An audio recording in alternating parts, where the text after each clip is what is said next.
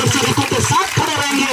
इस वादे के साथ इनको हमारी हिम्मत मिले, इस आंदोलन को हिम्मत मिले और इसे हम आरएसएस की शाखा वाला विश्वविद्यालय बनने की बजाय फूले अम्बेडकर परिवार वाला और भारत के संविधान वाला विश्वविद्यालय बनाएंगे।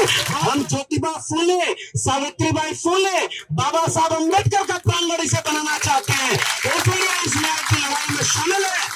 प्रोफेसर रतनलाल की लड़ाई हो, इन्होंने भी इस विश्वविद्यालय में लड़ाई लड़ी, हमने, प्रोफेसर ऋतु ने और तमाम लोगों ने इसी जगह पर खड़े होकर के, प्रोफेसर रतनलाल गवाह है, जब 56 इंच की छाती की बात की गई तो 13 पॉइंट रोस्टर पर उसे झुकाया है और अपनी जीत तब्दील की है। आज इस दिल्ली विश्वविद्यालय में 2-2 मिनट, 1-1 मिनट का इंटरव्यू लेकर के नौकरी दी जा रही है। जो संघ और आरएसएस की शाखाओं में दीक्षा लेके आ रहे हैं उनको यहाँ पर कैडर की तरह भरा जा रहा है, ताकि जो मां सरस्वती का पावन प्रांगण कर करके मंडल आंदोलन का विरोध करते थे वो इस विश्वविद्यालय को वापस सरस्वती का पावन प्रांगण बनाना चाहते हैं। मैं इस विश्वविद्यालय में बार बार कहता हूं कि मैं भी एक ठेके पर प्रोफेसर हूं।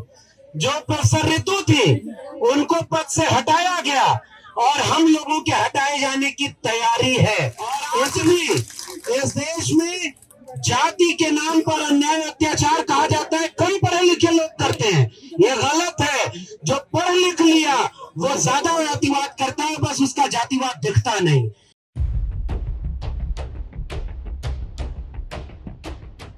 जय भीम, जय मंडल, जय संविधान, इनकलाब जिंदाबाद। आज अब चूंकि ये एक प्रतिरोध मार्च है और मार्च करने के लिए यहाँ इकट्ठा हुए हैं, तो बिल्कुल अब ज्यादा समय न लेकर के मैं 2 मिनट में अपनी बात रखता हूँ। सबसे पहली बात, दिल्ली विश्वविद्यालय के अब तक के इतिहास में कई बार प्रोफेसर रतनलाल यहाँ पर हैं। इस देश का सबसे बड़े विश्वविद्यालयों में से एक है दिल्ली विश्वविद्यालय। 1922 में बना और 2022 में 100 साल पूरा हुआ। हम जानते हैं कि इस विश्वविद्यालय में, ये विश्वविद्यालय जातिवाद के घोर अड्डे बने रहे। यहाँ जाति देख करके लोगों को रोका गया। मंडल आंदोलन जब आया तो मंडल के विरोध में यहाँ पर क्रांति चौक बना था। इस विश्वविद्यालय के लोगों ने मंडल आंदोलन का विरोध किया। इस विश्वविद्यालय में 72 साल बाद किसी विश्वविद्यालय में एक दलित को अगर विवादक बनना हुआ तो उसके लिए आंदोलन करना पड़ा। जाने कितने लोग इस जातिवाद का शिकार होते रहे और खामोश रहे होंगे। मैं प्रोफेसर ऋतु को धन्यवाद और क्रांतिकारी सलाम करूंगा कि इन्होंने चुप रहना नहीं कबूल किया और आंदोलन खड़ा कर दिया। और आज भी इस देश में जाति के नाम पर अन्याय अत्याचार कहा जाता है, कम पढ़े लिखे लोग करते हैं, ये गलत है। जो पढ़ लिख लिया वो ज्यादा जातिवाद करता है, बस उसका जातिवाद दिखता नहीं। जाति के नाम पर यहाँ पर इंटरव्यू हो रहे। मैं इस विश्वविद्यालय में बार बार कहता हूं कि मैं भी एक ठेके पर प्रोफेसर हूं। जो प्रोफेसर ऋतु थी उनको पद से हटाया गया और हम लोगों के हटाए जाने की तैयारी है। इसलिए यहाँ खड़े होना प्रोफेसर ऋतु का साथ देना नहीं है, उस अन्याय का साथ देना है जिसकी आज शिकार ये हुई। हो सकता है अगला नंबर हमारा हो और अगर हम सब हार गए तो फिर किसी का नंबर होगा और पता नहीं ये आंदोलन खड़ा हो पाएगा कि नहीं। इसलिए इस आंदोलन को जीत में तब्दील कराना ही अब इसका मुकाम होना चाहिए। और आज इस दिल्ली विश्वविद्यालय में 2-2 मिनट, 1-1 मिनट का इंटरव्यू लेकर के नौकरी दी जा रही है। जो संघ और आरएसएस की शाखाओं में दीक्षा लेके आ रहे हैं उनको यहाँ पर कैडर की तरह भरा जा रहा है, ताकि जो मां सरस्वती का पावन प्रांगण कर करके मंडल आंदोलन का विरोध करते थे वो इस विश्वविद्यालय को वापस सरस्वती का पावन प्रांगण बनाना चाहते हैं। मगर हम आज ज्यादा वक्त न लेकर हम ज्योतिबा फूले, सावित्रीबाई फूले, बाबा साहब अम्बेडकर का प्रांगण इसे बनाना चाहते हैं। इसलिए इस न्याय की लड़ाई में शामिल है।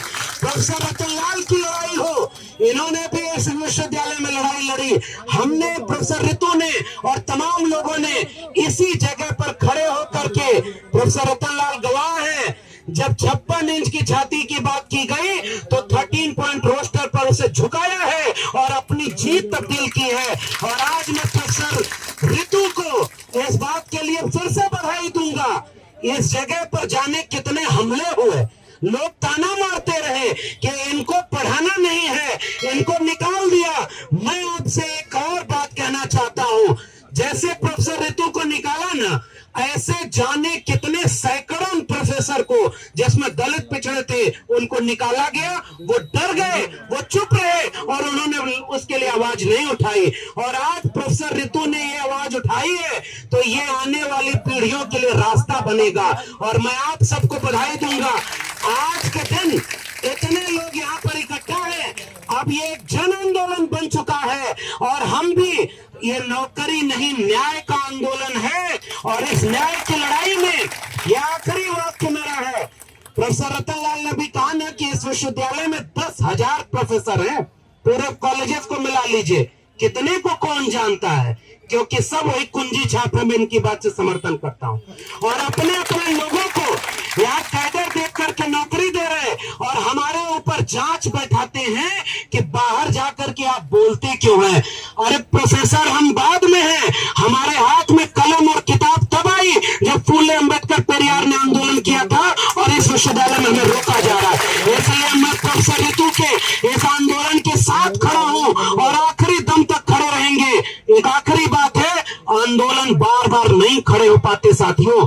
कोई साथी जब हिम्मत करता है, आज भी लोग नौकरी से निकाले जा रहे, एक एक मिनट का इंटरव्यू लिया जा रहा, 15-15 साल पढ़े हुए लोग नौकरी से निकाल दिए। आप जाके कहिए कि आंदोलन करो, वो कहेंगे नहीं आंदोलन नहीं करेंगे, डरते हैं। कोई निडर अगर आपके सामने खड़ा हो जाए तो तब तक इसके साथ खड़े रहिएगा जब तक न्याय नहीं मिल जाता, और तब तक हम प्रोफेसर ऋतु के साथ खड़े रहेंगे। इस वादे के साथ इनको हमारी हिम्मत मिले, इस आंदोलन को हिम्मत मिले और इसे हम आरएसएस की शाखा वाला विश्वविद्यालय बनने की बजाय फूले अम्बेडकर पेरियार वाला और भारत के संविधान वाला विश्वविद्यालय बनाएंगे। बहुत बहुत धन्यवाद। जय भीम, जय मंडल, संविधान जिंदाबाद, उल गुलाम जिंदाबाद, इनकलाब जिंदाबाद।